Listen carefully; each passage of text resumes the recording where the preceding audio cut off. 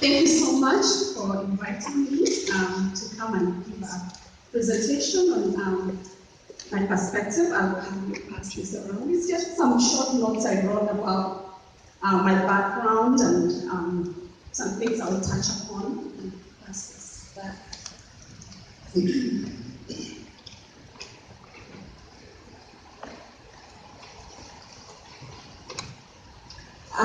So again, my name is Margaret Mackenzie, and originally from Kenya, but I've lived here in the United States for, oh goodness, 18 plus years, so many years.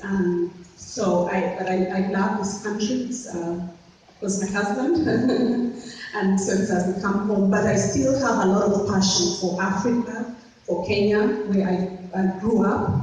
And actually, I've just arrived back from Kenya about a week ago. So I've been there for 3 weeks to visit family and also to visit some of the work that we are doing, some projects that we are supporting. And so it was wonderful to be back there, but also wonderful to be back here in the United States. We've been talking back and forth with Chris about being able to come here to present today and give a perspective on African issues. And especially because we are talking about peace. And we know how peace it's wonderful, but it's such in short supply in so many countries of the world today. And especially in sub-Saharan Africa, the eastern part of Africa, where I come from, Kenya, and the neighboring countries, South Sudan, and Democratic Republic of Congo, and Burundi, and Rwanda. We read all the time of all the conflicts and the wars and all these things that are happening, and I'm sure it breaks our hearts, all of us, and we all ask, what can we do? How can we help promote peace and a really sustainable peace that is long-lasting? And so I thought, at least we can share the next 15 minutes some thoughts about what are the challenges and what are the opportunities to help create sustainable peace in those parts of the world. And before I kind of go to that, I want to just give a little background about myself. Again, as I said, I grew up in Kenya, went to high school and finished, and then I got an opportunity to go to international school in the United Kingdom. And this was part of some colleges called the United World Colleges from the paper I just passed to you. And these colleges, there are a group of 16 colleges around the world that bring young people, 16 to 19-year-olds, together to study together for 2 years in a community of unity, a community where young people learn together and play together. And the person who started this, the first college in the United Kingdom was called Kurt Hahn, and his guiding principle was that, and he believed that education is a force to unite people, nations, and cultures for peace and sustainable future. So he thought, let me bring young people together from around the world to live together, study together, and play together, but also help them grow and learn about peace so that when they go back to their communities, they can go and spread the word, about peace and how they can be able to live communities together. And so I was privileged to be there for 2 years, and I lived with students from over 70 different nationalities, and it was a real wonderful foundation for me because I was able to learn about other cultures. We had students from Asia and North America and Africa. It was just a wonderful foundation for me. And so when I finished and went back to Kenya briefly and then eventually came back to the United States, I still carried those ideals and those values of cooperation, international understanding, building peaceful communities. And so when I moved here, the first thing I did by of course living in Grand Rapids was I looked around and said, what can I do?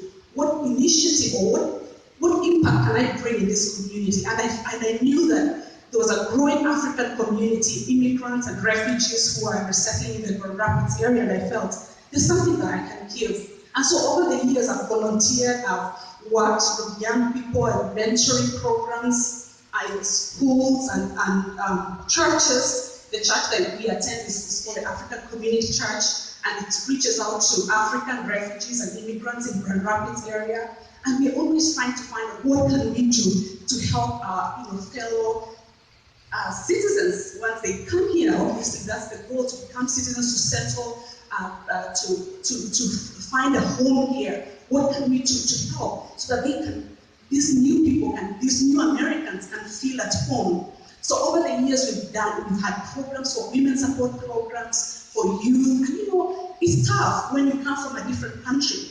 You're in a different culture. Many of the especially the refugees, don't have the language skills. They have to learn a different language, and many times there's a lot of feeling of isolation among the communities, the immigrant communities or refugee communities. So we look and ask around, what can we do? How can we help? So 1 year, for about 2 years, we had a women support group of African women. And the challenging part, especially for women, is number one, they are women. Number two, if they don't have the language skills, then it's even hard for them to go out and find jobs. And if they have young children, then a lot of times they are isolated in their homes. They can't drive, they don't have the language skills, they can't really go out to work. And so for about 2 years, in the mid-2000s, we had a support group for African women, and we meet together, we have tea together, and we talk about issues that they are facing. And after a while, you see women brighten up and they'll be happy. And that's the joy that comes when you're making a difference. And just this year, January, I ended up getting a job with an organization called Samaritas, formerly Lutheran Social Services. I know some of you are probably Lutherans here, and you've heard of, yes, you have one. And now it's called Samaritas, it's a different name. But Lutheran Social Services has so many different services, but one of the services it has is working with refugees, resettling refugees around the country, but also here in Michigan. And so one of the work that we do is, or our goal as an organization, is to help newly arrived refugees acclimatize, really again find home here in Grand Rapids, or if it's Muskegon or Lansing or Detroit. And so just going back a bit, like I said, a lot of the refugees that come from Africa have gone through a lot of trauma. We have countries like the country that we have one of the countries that has the largest refugee population that we are resettling currently is the DRC Congo. I actually brought a map here, and I was going to show, I don't know, some of us, we know our geography. We know our geography, so that's the map of Africa. And the countries that I'm talking about are right on the Horn of Africa. And so that's where we call the Great Lakes region of Africa. And DRC Congo has especially had a very traumatic years of fighting, intense fighting, where the stories you hear, the stories that I hear every time I visit a home, the new families that are arriving, it's just so much trauma. Many of these refugees have fled their country, they've ended up in refugee camps, and many have lived in refugee camps for 20, 30 years. There's some children who have been born in refugee camps, they don't know their original homes. And it's just that the stories are very heartbreaking. And so the work we do is to bring hope to these families. But again, what we always urge the families or the communities that we work with is, yes, you are here safely in the United States, but what can you also do for your countries back where you came from? Can you be able to spread the word of peace? Yes, you have gone through trauma, you have gone through conflict, but now you can be a catalyst for change, whether it's through prayer, whether it's through the connections you still have with your community. How can you still bring impact to your communities? Once you're settled here, you're peaceful, but what about the people you have left back in your countries? So I just gave you some statistics there, and I'm not going through the DRC Congo, the Burundi, South Sudan. South Sudan has been another country that has faced a lot of issues with fighting. And just recently, there are about 3 years newly at independence, but now they are back into fighting and conflict. So those are the questions we ask the families and the communities as we work with refugees and immigrants.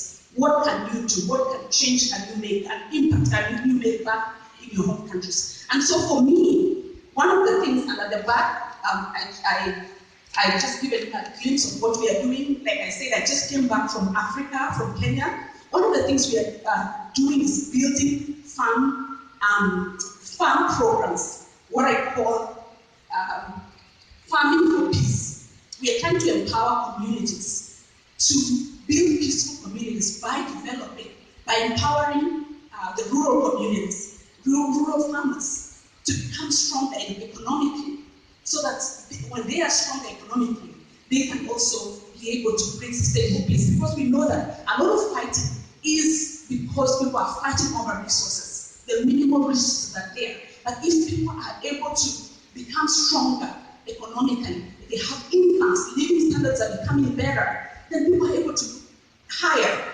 not just fighting over the land or water or this resource. So what we are doing, we've started a program called Farming for Peace, and we are empowering dairy farmers, small-scale dairy farmers, to make a change in their communities. And we are hoping that that will be a trickle effect in the community. So there's so many things. You have the papers, so you can read a little more about what we are doing. But otherwise, I thank you so much for having this opportunity to share a little bit. There's so much. We actually need a lot of time to really share a lot of what we are doing. But I hope that little glimpse is going to help to bring up abundant understanding. Thank you so much.